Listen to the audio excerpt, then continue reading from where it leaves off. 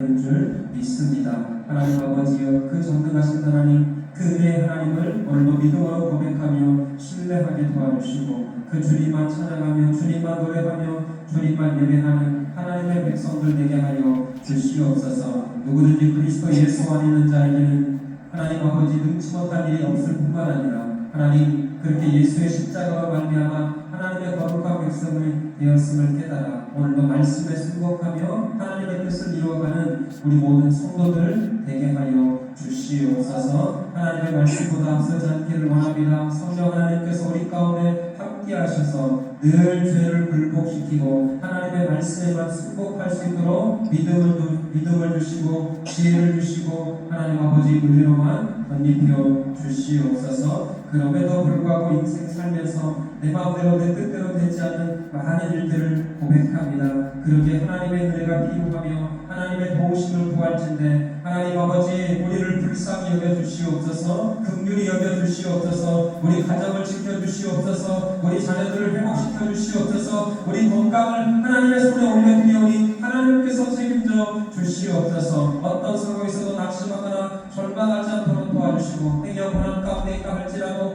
고난 뒤에 있는 하나님의 주실 축복을 미리 바라보며 감사하는 우리 모든 성도들 되게 하여 주시옵소서. 오늘도 구이중앙교회를 평안함으로 붙잡아 주시옵시고 거룩한 주일을 준비하는 한 달 되기를 원합니다. 우리의 생각과 우리의 마음과 우리의 육신의 건강까지도 하나님께서 붙들어 주셔서 거룩한 주일을 거룩하게 준비하며 살아계신 하나님께만 예배할 수 있도록 온전히 모든 것들 붙들어 주시옵소서. 하나님 아버지 병상 가운데 있는 사랑하는 성도들 찾아가 주셔서 피 묻은 손으로 만져주시사 고쳐주시고 회복시켜 주시옵소서. 주님께서 이 땅에 오셔서 고난당하시고 주님께서 이 땅에 오셔서 멸시와 조롱과 천대를 받으신 것은 우리를 낫게 하시며 우리를 치유하게 하시는 것을 믿사오니 병상 가운데 있는 성도들 오래 두지 마시옵시고 하나님 살려 주시옵소서. 하나님 아버지 오늘도 말씀 앞에 있습니다. 깨닫게 하시는 성령 하나님 우리 가운데 충만함으로 역사하여 주시옵시고 그런 말과 진리의 말씀 붙들고 모든 상황에서 그렇게 승복할 수 있도록 은혜를 나누어 주시옵소서. 하나님 몸된 교회를 위하여 하나님 쓸고 닦고 청소하며 여러 모양으로 돌보고 섬기는 귀한 남종과 여종들이 있습니다. 하나님께서 그들의 헌신을 갚아주시고 하늘의 해같이 빛나게 하여 주시옵소서. 그들의 손 가운데 필요한 모든 것들 하늘문을 여시고 축복하여 주시옵소서. 하나님 지금 이 순간에도 주의 나라와 영광을 위하여 복음 증거를 위하여 땅끝까지 수고하고 헌신하는 우리 선교사님들 하나님 그들의 가정을 지켜주시고 그들의 행하는 모든 일 가운데 하나님께서 선한 손으로 붙잡아 주시옵소서. 함께 돕고 기도하는 하나님 동역자들이 늘 끊이지 않도록 도와주시고 우리 선교사님들의 가정도 지켜주시고 그 모든 사역을 통하여서 하나님의 영광만 드러날 수 있도록 사용하시고 축복하여 주시옵소서. 우리 구이중앙교회가 그 사역을 위하여 함께 동역할 수 있기를 원합니다. 함께 그 하나님의 나라를 꿈꾸는 자들이 일어나게 도와주시고 우리 구이중앙교회를 통하여서 열방뿐만 아니라 우리 구이 지역을 하나님 복음화할 수 있도록 사용하시고 인도하여 주시옵소서. 함께 하실 것을 믿사오며 특별히 작정하여 드리는 하나님 이 귀한 기도의 제목까지 하나님께서 받으시고 좋은 것으로 역사하여 주시옵소서. 허물 많은 종 예수 십자가의 보혈로 덮어주실 것을 믿사오며 예수님의 이름으로 기도하옵나이다. 아멘. 할렐루야. 우리 모든 성도들의 삶 가운데 하나님의 은혜가 부어지시기를 주의 이름으로 축원합니다. 여러분 지금 같은 내용이 계속 반복되고 있지만 그럼에도 불구하고 우리가 머릿속에서 담아야 하는 것이 많이 있을 것 같아요. 지금 바벨론이 쳐들어와서 예루살렘 성을 꽁꽁 에워싸고 있었습니다. 그런데 이런 상황에서 오늘 뜻밖에도 이 34장에 보면 이 시드기야 왕이 예루살렘 백성들과 한 가지 계약을 맺고 있습니다. 다시요. 자, 들어보시고 지금 예루살렘 성을 이 바벨론 군대가 꽁꽁 에워싸고 있습니다. 쉽게 말하면 돼지새끼 한 마리도 출입할 수가 없는 그런 상황이었어요. 그런데 이런 전쟁의 상황에서 뜻밖에도 시드기야 왕이 예루살렘 주민과 더불어서 한 가지 계약을 맺고 있습니다. 그 계약이 무엇인가 봤더니 노비를 해방시켜 주는 거였습니다. 아니, 선뜻 이해가 되지 않습니다. 지금 전쟁을 코앞에 두고 있는 상황인데 적군이 서둘러서 지금 언제 어떻게 전쟁이 벌어질지 모르는 그런 상황인데 뜻밖에도 이 왕과 이 고관, 대작들 그런 사람들과 더불어서 대약은 노예를 해방시켜 주는 거였습니다. 여러분, 크게 세 가지 이유를 설명할 수 있었습니다. 왜 이런 다급한 긴급한 상황 가운데 노예를 풀어주고 있었을까? 첫 번째, 군사적인 이유였습니다. 여러분, 그 당시 이 예수님 당시 노비들은 군대 징집 대상이었을까요? 아니었을까요? 아니었습니다. 그러니까 당장 지금 전쟁을 앞두고 전쟁을 해야 되는데 노비는 징집, 정식으로 군인으로 징집할 수가 없었기 때문에 노예를 딱 풀어주고 같이 싸우자, 군인으로 이렇게 징집을 하기 위해서였다는. 두 번째는 경제적인 이유가 있었습니다. 여러분, 그 당시 종들은 주인을 위하여 노동력을 제공했어요. 그러니까 당연하죠. 종이니까 주인을 열심히 섬기고 주인이 일하는 밭에 가서 들에 가서 논에 가서 열심히 노동을 제공을 해야만 했습니다. 노예가 일하지 않으면 어떻게 될까요? 맞아 죽죠.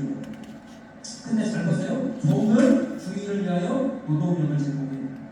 그러면 주인은 이 노비에게 무엇을 해줘야 했을까요? 쉽게 열심히 일했어요. 돈 주면 감사하죠. 그냥 먹고 자고 먹을 거 주는 거예요. 그런데 여러분 보세요. 지금 예루살렘 이 성전, 이 성이 포위돼가지고 일을 할 수 있는 상황도 아니거니와, 그죠? 먹은 것을 제공할 수도 없어요. 그러니까 경제적인 이유 때문에 이 돈들을 자유롭게 풀어주고, 야, 쉽게 말하면 나도 먹고 사기 힘드니까 니들 먹은 것을 니들이 알아서 종에서 풀어줍니다. 이게 두 번째 경제적인 이유였다면, 세 번째인 이유는 종교적인 신앙적인 이유였습니다. 그러니까 하나님의 말씀대로 하나님의 명령대로 순종하며 지금 이 긴박한 상황, 전쟁을 현황 코앞에 두고 언제 어떻게 멸망할지 모르는 이 풍전투와 이 위기 속에서 우리 하나님의 말씀대로 한번 순종하며 하나님께서 이 전쟁 가운데 우리를 도우시고 이 전쟁에서 승리할 수 있도록 우리가 그 말씀대로 순종을 해보자, 이런 차원이었습니다. 하나님의 도우심을 구하기라는 이해되셨어요? 세 가지. 첫 번째 무슨 이유? 군사적인 이유. 두 번째 경제적인 이유. 세 번째 신앙적인 이유. 그런데 똑같게도 하나님의 말씀대로 순종하며 노예들을 해방시켰는데 바벨론 군대가 일시적으로 물러간 적이 있었어요. 근데 문제가 생겼네요. 자, 지금 계약을 하고 노예들을 다 풀어줬습니다. 물론 율법에 있는 대로 6년 동안 히브리 사람들은 원래 같은 유대인들은, 같은 히브리 민족들은 노예로 삼을 수가 없었어요. 그런데 만약 삼게 되면 반드시 6년 동안은 노예로 살 수 있었거니와 7년, 안식년이 되는 데는 풀어줘야만 했습니다. 그런데 이 유대인들이 그걸 잘 지키지 않았던 것 같아요. 근데 더 큰 문제는 지금 이 시드기야와 이 예루살렘 백성들이 이 노예를 해방시켜주는 이 계약을 맺었어요. 그랬더니 실제로 바벨론 군대가 일시적으로 떠났어요. 그런데 이 유다 백성들이 그렇게 문제가 해결되고 나니까 슬슬 마음이 바뀌기 시작했습니다. 자, 그게 11절이에요. 11절 한번 볼까요? 10절부터 한번 볼게요. 10절. 이 계약에 가담한 고관들과 모든 백성이 각기 노비를 자유롭게 하고 다시는 종을 삼지 말자 말라함을 듣고 순복하여 놓았어요. 11절 시작. 후에 그들이 뜻이 변하여 자유를 주었던 노비를 끌어다가 복종시켜 다시 노비로 삼았다. 문제가 해결되고 나니까 다시 마음이 변하고 뜻이 변하여 그 노예들을 복종시켜 다시 노비로 삼았다. 그러니까 사람들은 하나님의 말씀을 자기 마음대로 자기 입맛대로 가져다 붙였다가 뗐다가 하고 싶으면 지키고 하기 싫으면 안 지키고 상황이 좀 필요하다 싶으면 지키는 거 지키고 또 그 상황이 해결됐다 싶으면 언제 그러냐는 건 다시 처음으로 돌아간 거예요. 여러분 이해해 주셨죠? 지금 이런 상황에 있었던 하나님께서 어떻게 하시는지 한번 볼래요? 저 말씀을 읽지 않았지만 22절 한번 보세요. 16절부터 한번 볼까요? 16절 너희가 돌이켜 내 이름을 더럽히고 각 기도와 그들의 마음대로 자유롭게 하였던 노비를 끌어다가 다시 너희에게 복종시켜 노비로 삼았다.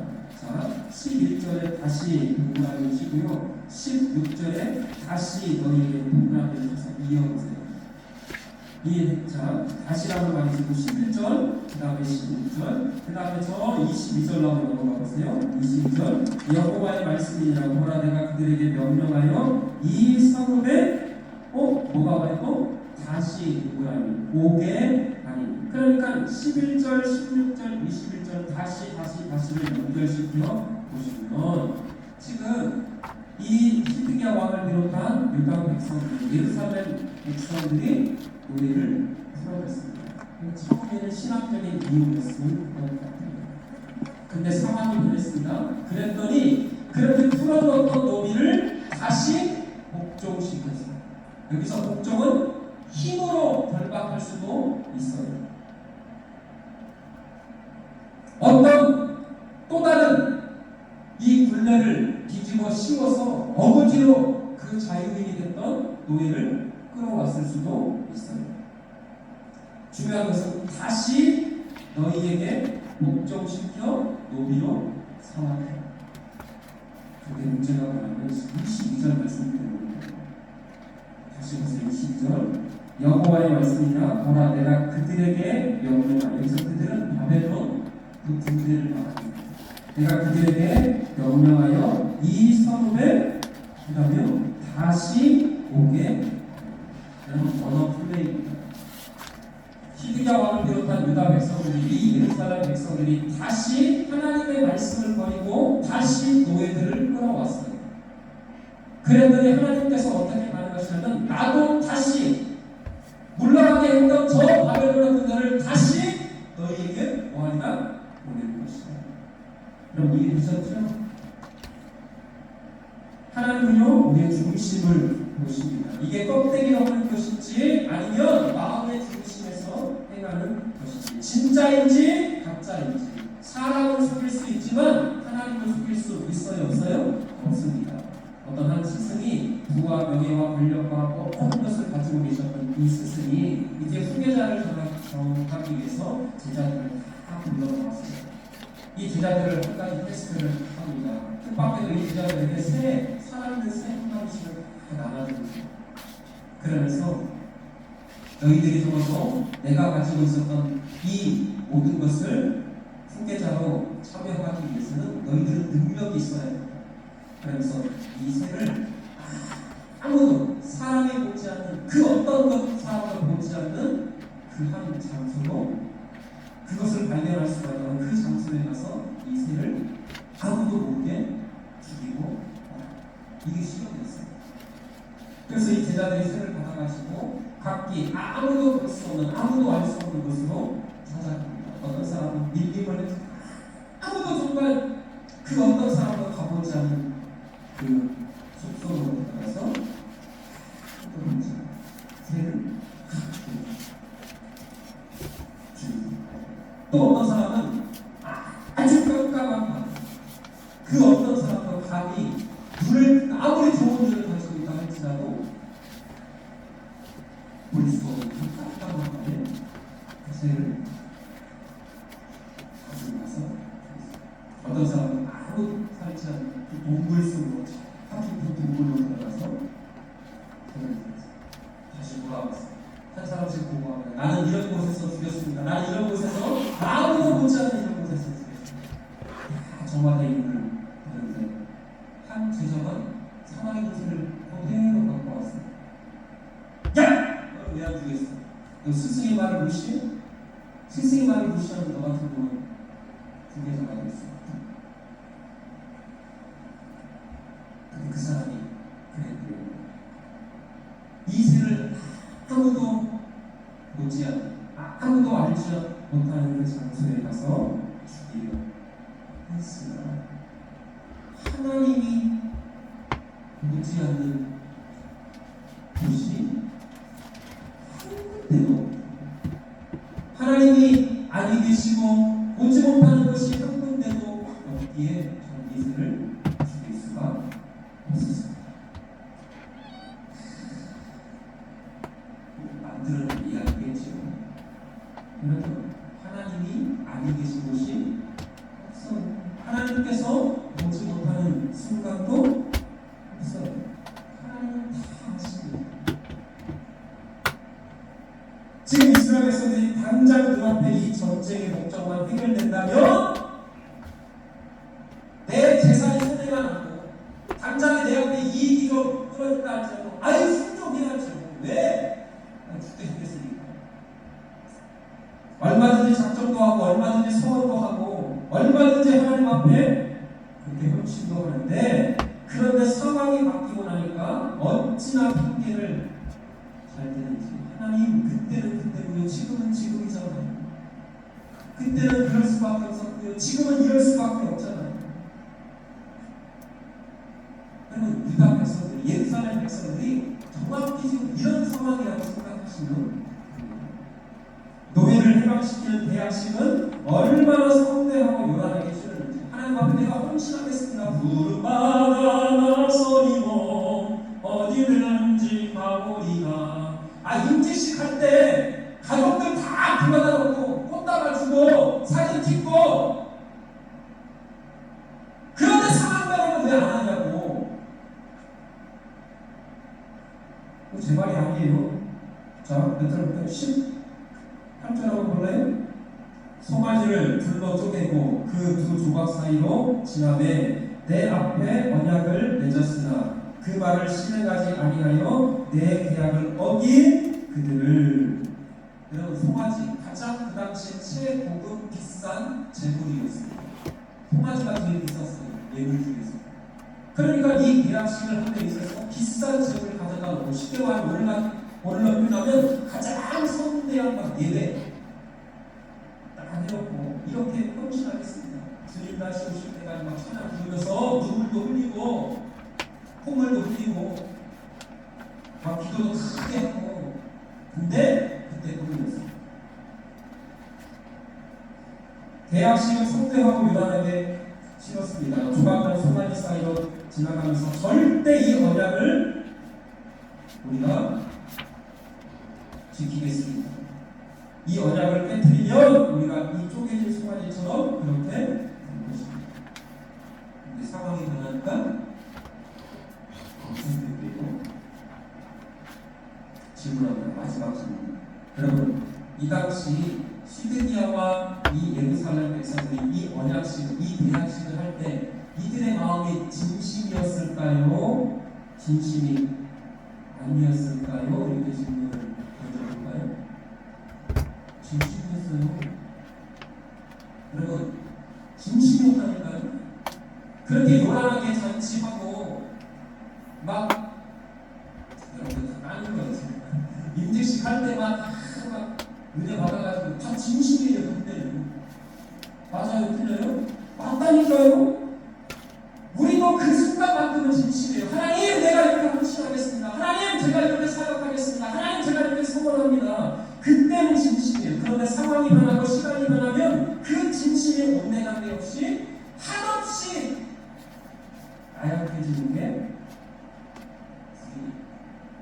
그래서 선하신 성경은 처음부터 끝까지, 창세기부터 선악과 언약부터 저 요한계시록 이르기까지 인간은 절대 하나님과 더불어서 맺은 언약을 스스로 지킬 수 없어요.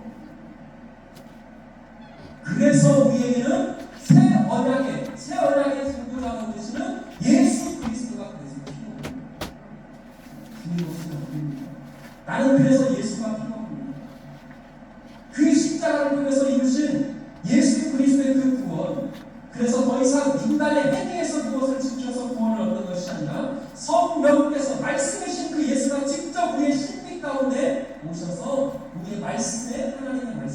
생겼거든요. 성령으로 도장 빵 찍었어요. 여러분 눈감 도장 치면 끝나잖아요. 맞아요, 틀려요? 성령으로 우리 마음 가운데 도장 찍었으면 우리의 구원 치부될 수 있어요, 없어요? 없습니다. 로마의 황제가 그 돌문에 무덤을 빵 인공을 한 것도 그렇게 큰 일인데 하물며 만왕의 왕이신 세상의 창조주 하나님이 성령으로 우리에게 도장 찍었습니다. 그래서 성도는 처음부터 끝까지 감사할 것밖에 그 은혜로 살아가는 인생, 그 은혜로 구원받은 인생임을 깨달을지 여러분 그 순간만 진심이지 말고 하나님 앞에서 그날까지 주님을 향한 이 감사, 주님을 향한 이 찬양이 한결같이 감사하게 하여 주시옵소서. 그게 바로 범사의 감사. 이 믿음으로 승리하시기를 예수님의 이름으로 축원합니다.